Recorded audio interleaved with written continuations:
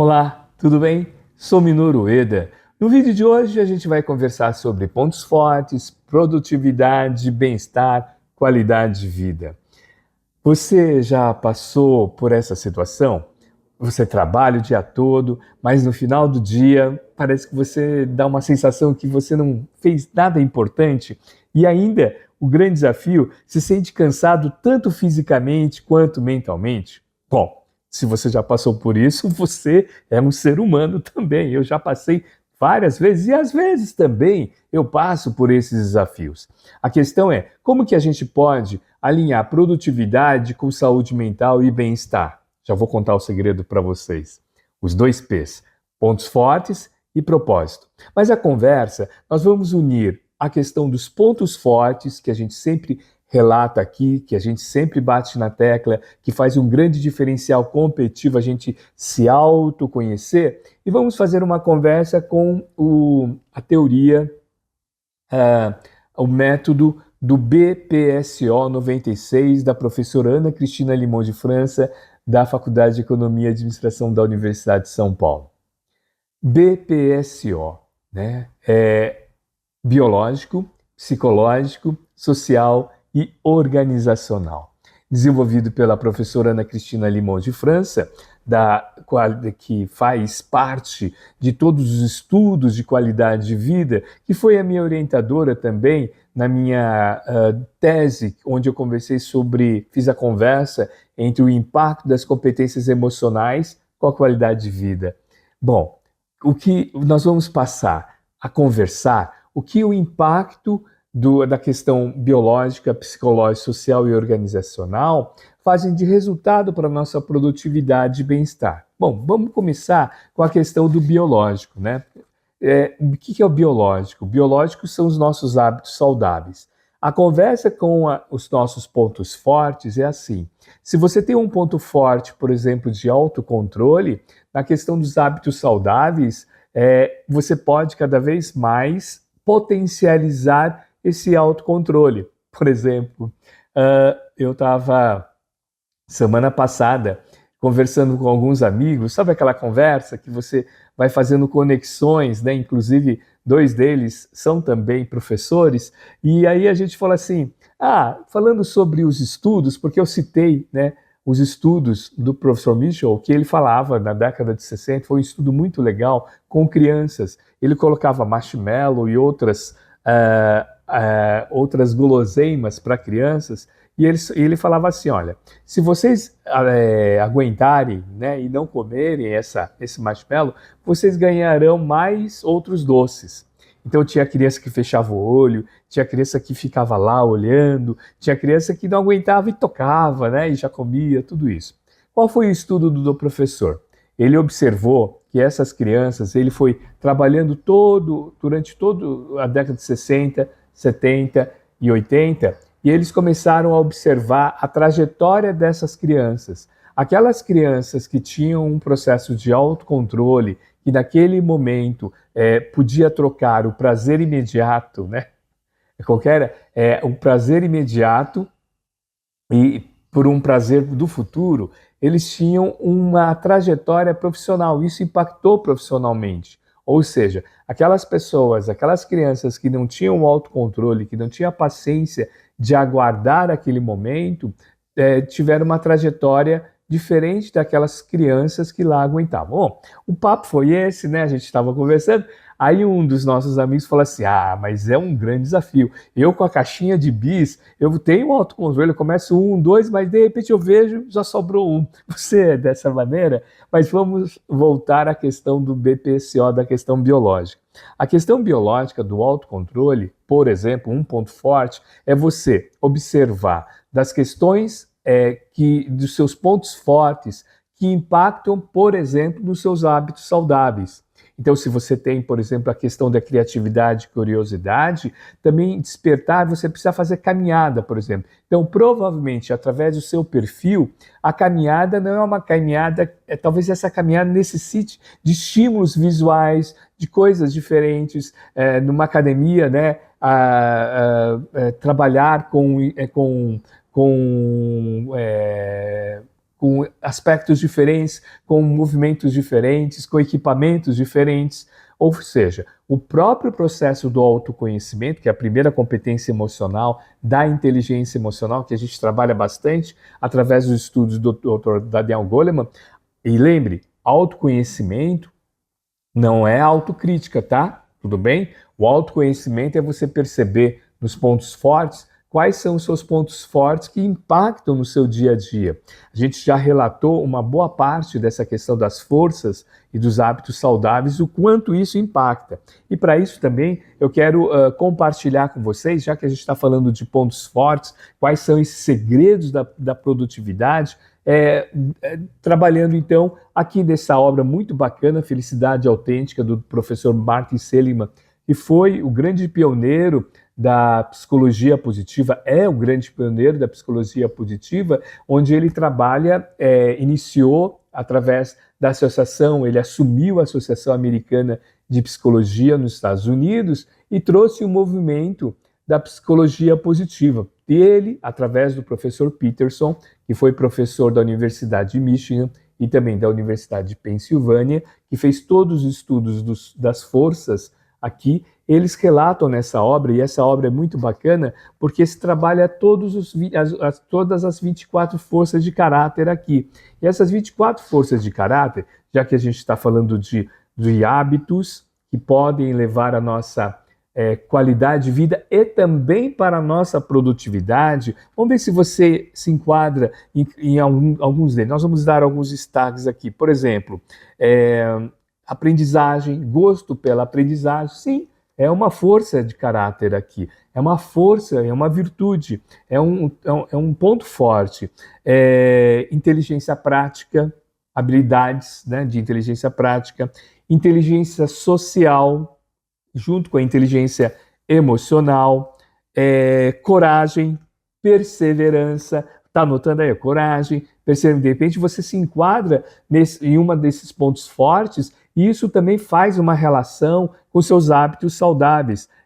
Honestidade, né? Na verdade, honestidade deveria ser algo que todos, né?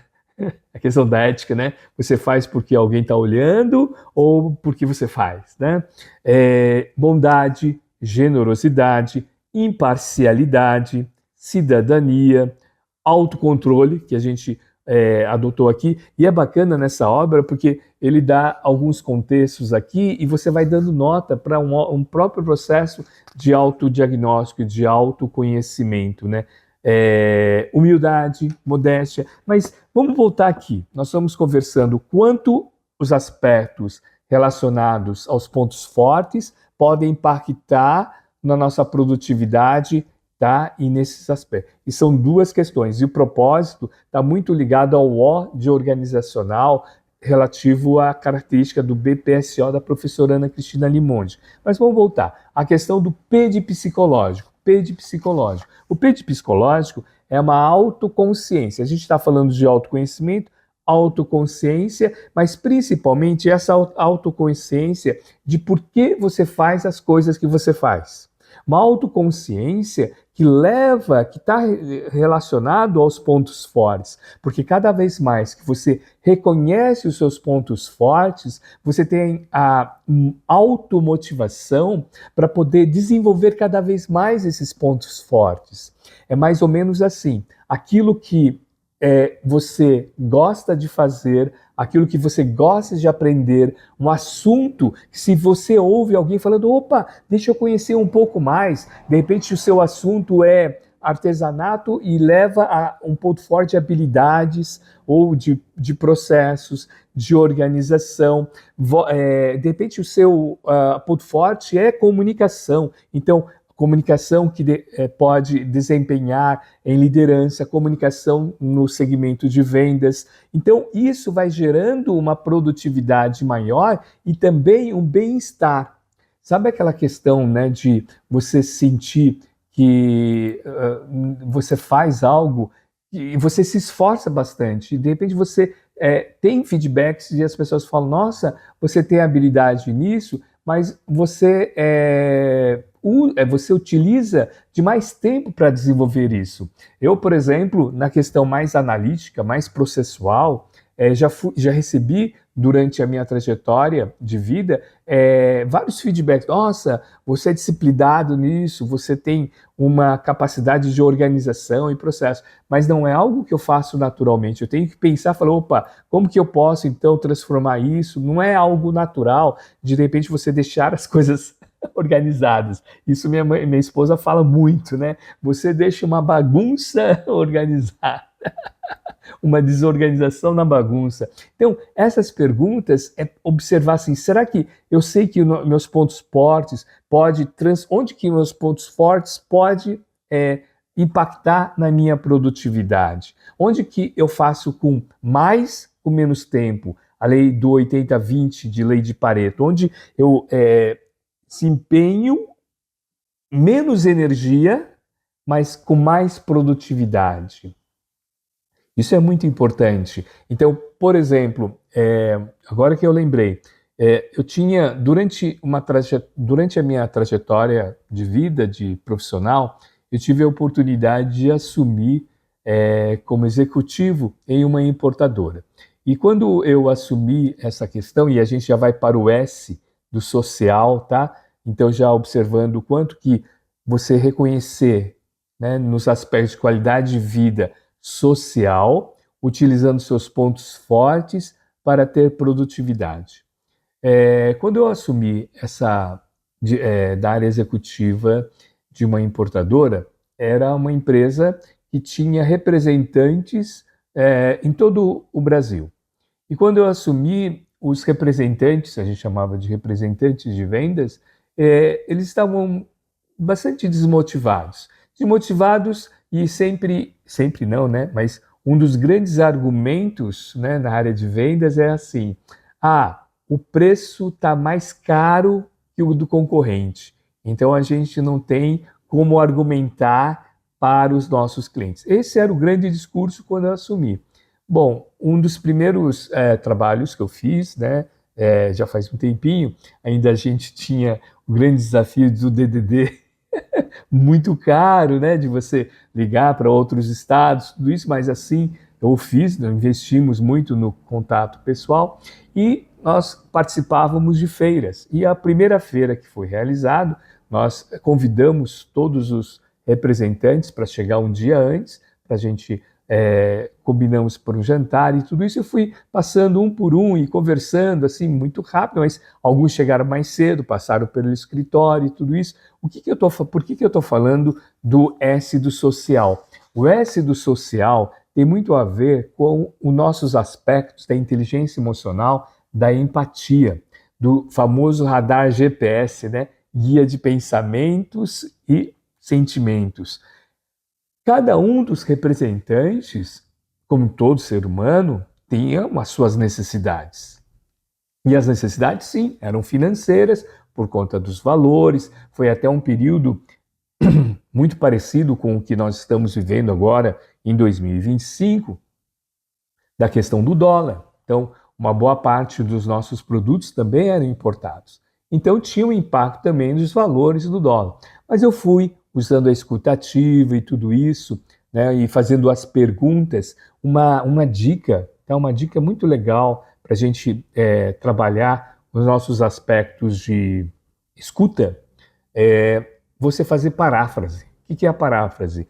Né, você vai exercitando para repetir o que a outra pessoa fala para a gente separar, né, o que é observação do que é julgamento. É a primeira base da comunicação não violenta, né? A primeira base da comunicação não violenta, que a gente fala bastante nos nossos vídeos, inclusive tem os vídeos que a gente relata, fala, né, explica um pouco mais sobre comunicação não violenta, é separar o que é julgamento e o que é observação. Então, para que a gente possa desenvolver essa observação, é necessário que eu realmente escute o que a outra pessoa está falando. Então, eu tinha que escutar realmente o que os nossos representantes estavam falando naquele momento. Se era apenas preço ou não. Quando você só tomar um pouco de água. já que a gente está falando de bem-estar e qualidade de vida, né? Beber um pouco de água aqui. Então, os representantes, cada um tinha suas necessidades, e uma boa parte dos representantes era uma falta que eles tinham de apoio, né? Durante um tempo, a empresa ficou distante desses representantes. Quando a gente utiliza o processo da empatia, separar, não julgar, né? Porque eu podia julgar, mas essas pessoas têm todas as qualidades, nosso produto é de qualidade. Eu falei, não, deixa eu escutar. E utilizando a paráfrase, eu falava assim: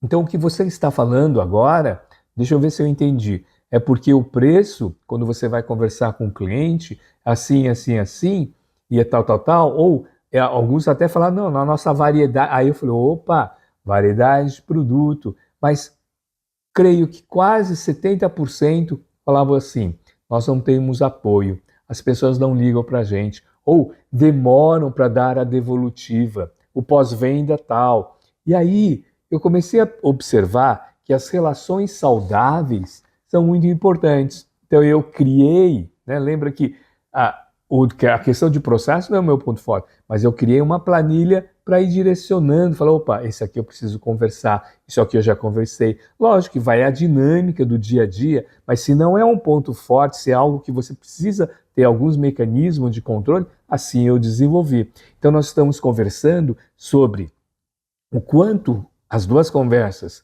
produtividade e qualidade de vida, com os pontos fortes, pode gerar então a nosso equilíbrio, né? Nosso equilíbrio de vida, tanto pessoal quanto profissional, e aqui a gente está falando de produtividade com qualidade de vida, né? Aquela questão de você, essa frase, né? Você trabalha para viver ou vive para trabalhar? Então, por isso que essas questões são importantes. Então vamos aqui, já falamos do psicológico, demos os exemplos do autocontrole, trouxemos a questão do psicológico, fazendo uma conversa principalmente de nós identificarmos os pontos fortes nas nossas relações e também juntamente com o social, vamos falar sobre o ódio organizacional.